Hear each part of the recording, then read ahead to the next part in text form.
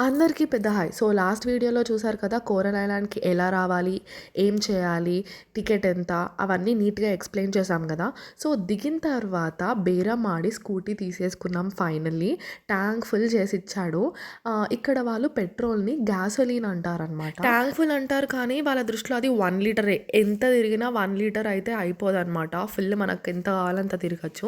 So, మేము first వచ్చిన beach వచ్చేసి తాయాయ్ బీచ్ అనమాట. కోరల్ ఐలాండ్ దిగిన తర్వాత జస్ట్ ఒక 5 మినిట్స్ డ్రైవ్ చేసేస్తే ఈ బీచ్‌కొచ్చేసాము. ఎవ్వరు లేరు. చాలా పీస్‌ఫుల్‌గా ఉంది. వచ్చిన వెంటనే వినాయకుడు కనిపించారు.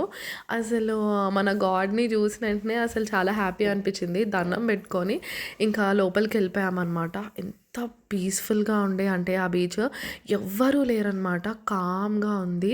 సో, ఒక ఫారెనర్ అనుకుంటా పవర్ యోగా చేస్తున్నారు.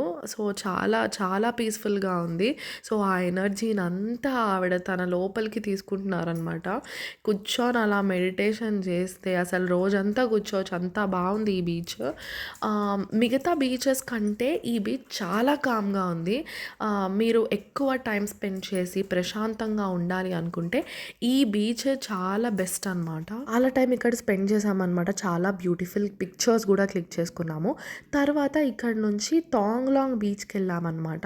ఇది బేసిక్‌గా ఏంటంటే తేవన్ బీచ్ అని ఉంటుంది. అది చాలా పెద్ద బీచ్. దాంట్లో ఒక ఎండ్ వచ్చేసి టాంగ్లాంగ్ బీచ్ అనమాట. సో, మనం బండి వేసుకొని ప్రశాంతంగా తిరిగేయచ్చు.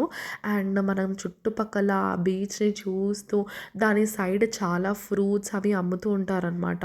అవన్నీ ఎంజాయ్ చేస్తూ కాసేపు టైం స్పెండ్ చేయొచ్చనమాట. ఇక్కడ సింగపూర్ అండ్ మలేషియా చాలా దగ్గరనమాట థాయిలాండ్‌కి. సో, చాలామంది అక్కడి నుంచి విజిట్ చేసిన వాళ్ళని కూడా మనం చూడొచ్చు.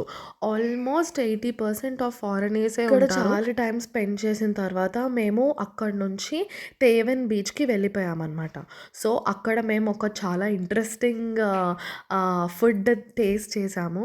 సో, ఆ ఎక్స్‌పీరియన్స్‌ని నేను మీకు నెక్స్ట్ వీడియోలో షేర్ చేసుకుంటాను. ఇలాంటి ఇంట్రెస్టింగ్ కంటెంట్ అండ్ వీడియోస్ కోసం సబ్స్క్రైబ్ చేసుకోండి అండ్ లైక్ చేయండి. ఈ వీడియోని షేర్ చేయండి. Don't forget to subscribe to Pratyas world.